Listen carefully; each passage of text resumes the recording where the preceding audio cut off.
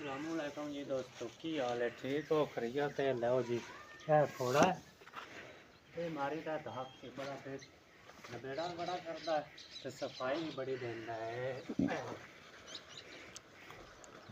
क्या है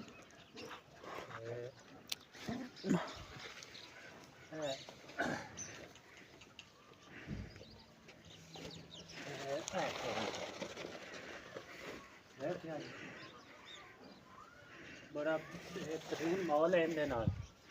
नबेड़ा भी बड़ा हुंदा है सफाई भी बड़ी देता है पदरी कर छड़ता है नबेड़ा भी हो जाता है।